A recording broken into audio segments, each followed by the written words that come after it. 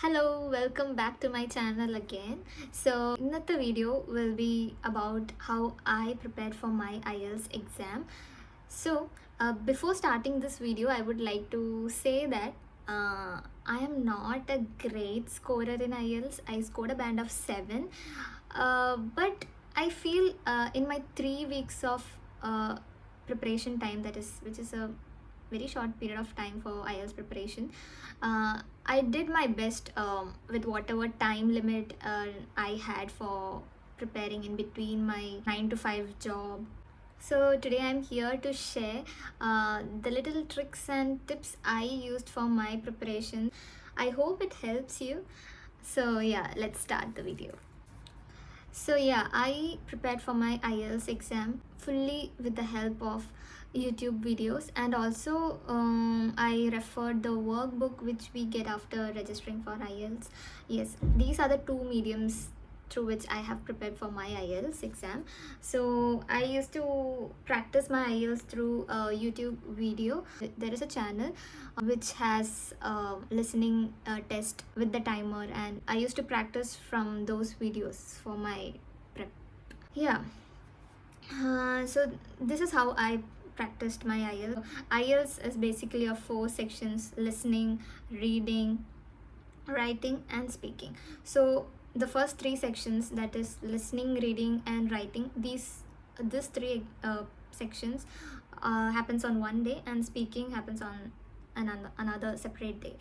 For me, speaking test was the first section, and then later, after a day, I had to give the listening, reading and writing exam. So the listening section, you will get 4 recordings of a conversation between two native English speakers, a conversation kind of recording, and then you have to fill in, and the questions will be the type of fill in the blanks or MCQ model, or the fill in the blanks can be of one word or 2 words, and it is always mentioned clearly in the question that answer the question in 1 or not more than 2 words, which means you should restrict your answer within 1 or just 2 words, and it should not exceed whatever they have mentioned. So read the questions very carefully before writing the answers. So sometimes the question will be like answer as yes or no, and sometimes the question will be like answer true or false. For yes or no, you should answer the question like yes or no, and for true and false, you should answer whether if it's true you answer true, or if it's false you answer false. Don't do the otherwise, because I had a friend who answered true and false to the question, but the question was answer yes or no. He didn't notice the read the question properly. He just assumed it might be true or false, and then it was yes or no. So you won't get marks if you do this silly mistake. So please read, give your full focus, be focused during the exam, and not to get panicked, because that's what happened to me. I got a little panicked during my exam when I just missed out on an answer, and I was all, oh shit, I didn't understand, or I missed out to answer that. So the recording will be going on, and they won't repeat the recording, so you have to have complete concentration and focus on what they are speaking and try to answer. And if you didn't get to understand, sometimes we don't understand what they are speaking, or some terms, and we just miss out on that particular answer. So just leave it, go on to the next. Don't stress on it, because stressing on one will spoil the rest of the exam. So please don't do it. These are my learnings. Since it was my first attempt, I was a little scared, but yeah, these things I kept in mind. I told my sister why during her preparation, so that's what I'm doing.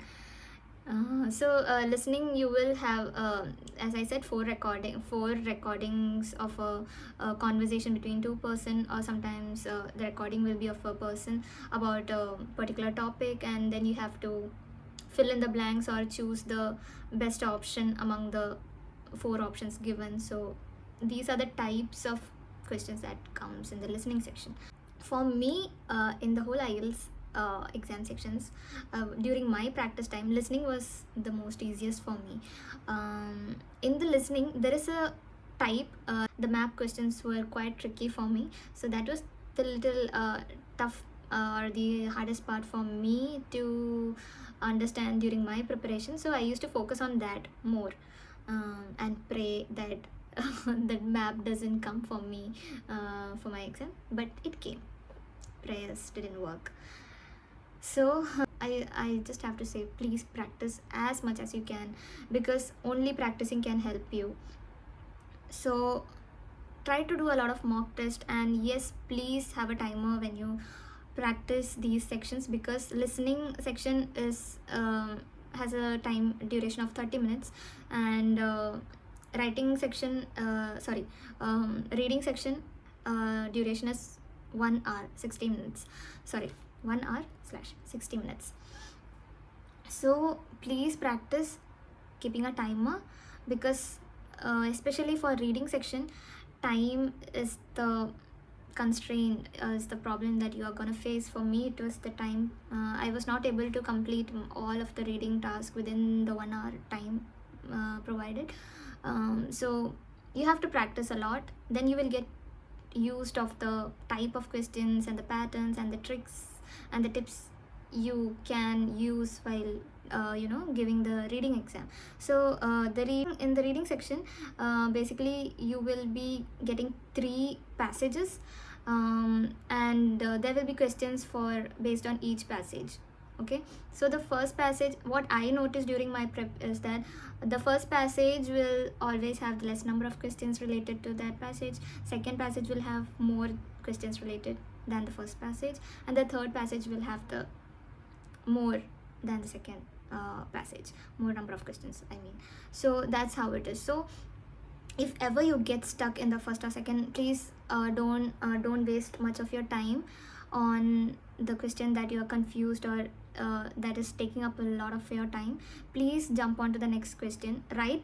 Please attempt every question, don't leave it blank. You will think that you have time to come back and write that answer, but you will never have the time. That is a mistake most of them do, including me. So please write the possible answer that comes to your mind first, and then leave it, go to the next. Or maybe you can mark so that you can come back if you have time to just analyze which one is the right. So don't leave it blank, because you are not gonna have time to come back and write the answer. So yeah, reading will have 3 passage, and you have questions related to each passages. And one tip I could give you is that the first question which will be asked will be always from the first or sometimes from the second paragraph, and the second questions will be asked will be in a, like, what I mean is that it will be in a sequential order. So the first question will be most probably from the first para or the second, and the second will be from the second or the third, and it goes on like that. So that saves a lot of time. You don't have to go through the whole paragraph every time you read a question, so it's always the next paragraphs. So that is one tip. And for reading, the next tip I kind of discovered is that there will always be a keyword in the question. Just try to find what is the question is all about, like identify the keyword from the question, and then you go to the passage. If it's the first question somewhat similar to the keyword, some sentence or a phrase, you will not find the exact keyword in the paragraph.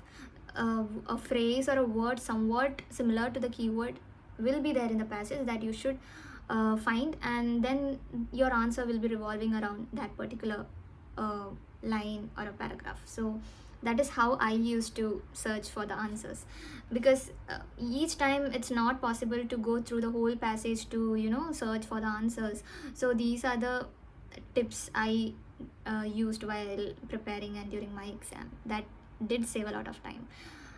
So that is all about the reading part.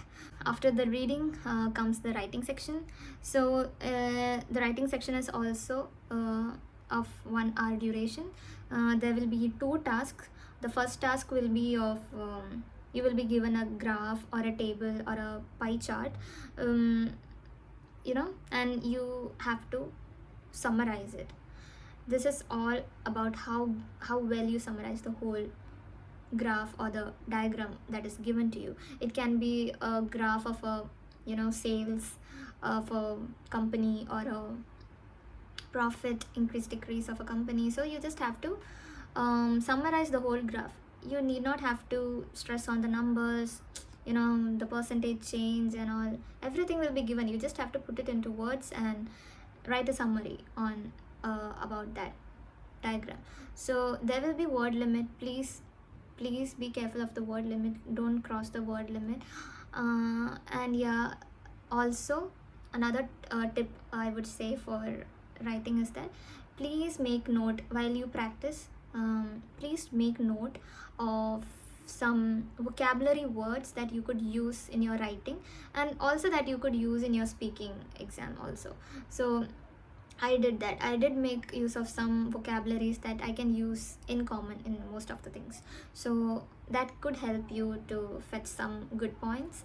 Yeah, for me, I liked the writing section because I like to write. But I did score less in writing section, even though I was so confident after my I wrote well, and I was like, yeah, writing was super. But when the result came in the writing section, I scored my score was less. I don't remember how much, but comparing to the other sections, I scored less in writing. And the second task is they will give you a topic or an argument, and you have to write for the topic or against the topic. So it can be anything. You can write for or against. It doesn't matter how logical you are. Yeah, and the word limit also. Please keep in mind the word limit. I think for me, I did had plenty of time after giving my two tasks in writing section, so I could actually have the time to count the words and adjust accordingly. Yeah, so that are the two tasks in the writing section. So second task, it is free for you to write anything about it. I don't remember what was asked for me. For example, it will be about smartphones. Do you think smartphones are good or bad? So you can write bad also, you can write good also, doesn't matter, but you have to write. Please use good vocabulary words, and it should always have a pattern. Like you should have a introduction, and then the body comes, how you defend your topic, and then the conclusion, what you think about it. And that is how it is. It should have that intro, the body part, and the conclusion. Yeah, and then comes the speaking test. For me, speaking test happened on the first day, and on the second day I had listening, reading, and writing test. For me, speaking was pretty good for me. But for me personally, the questions asked to me was not that familiar as I expected. Yeah, so speaking test is all about three parts. In the first section, in the first part, they would ask you more about your personal life, your work life, you're working.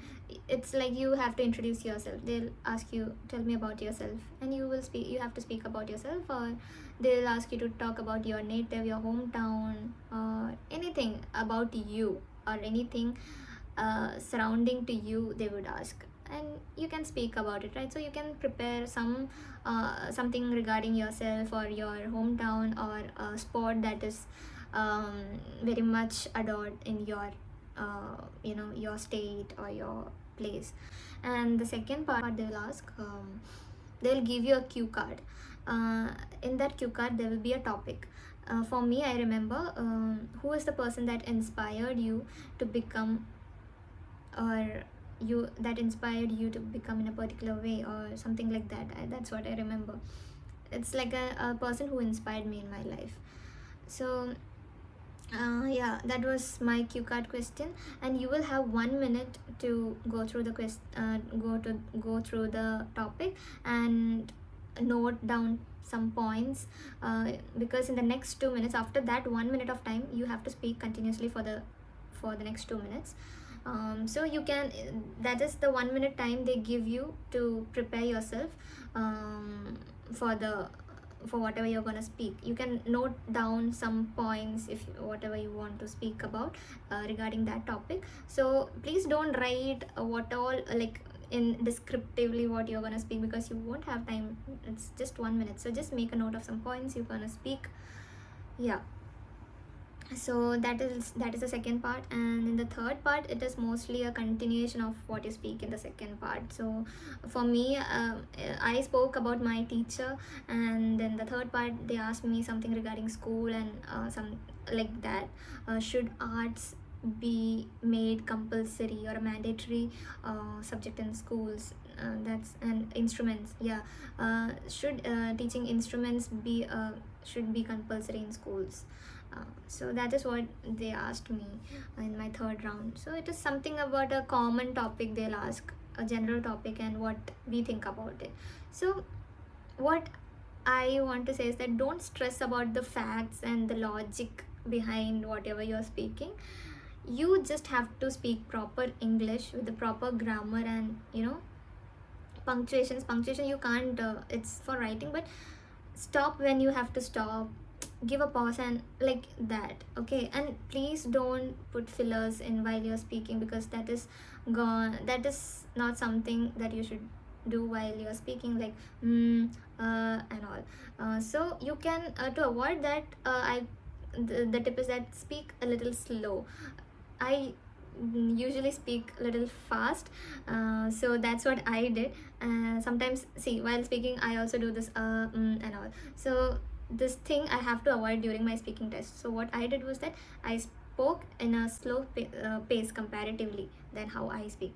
Slow means you should not speak like too slow, like I am Vishna. No, just pause and speak, not like blah blah blah blah blah. So that is something I want to tell. So whatever you're speaking, speak with confidence. Whether if they ask, if the question is this, what is the color of the sky and what do you think about it, you can say the sky is pink. That doesn't matter. You don't have to be, that's what I'm saying, you don't have to be logical about the fact that you're speaking, but you have to make sure that you're speaking the proper English in the proper way. And do use idioms. Idioms is very important. I did make note of some idioms that I could use if any kind of topic I have to speak on. So I don't know, I don't remember which all I had made a note of, but yeah, I had made a note of some common idioms that I could use if they ask any topic. So that is something that helped me. Yeah, vocabulary, please improve your vocabulary. Try to note down some good words and phrases or terms that you could use while speaking. And yeah, that is all about how I prepared for my IELTS exam. So as I said before, I am not a pro. This is all what I did while preparing for my IELTS exam in a very short span of time. So I hope this helps you a little bit at least. So thank you for watching this video. I'll be soon coming with a more informative vlog. So yeah, until then, bye bye.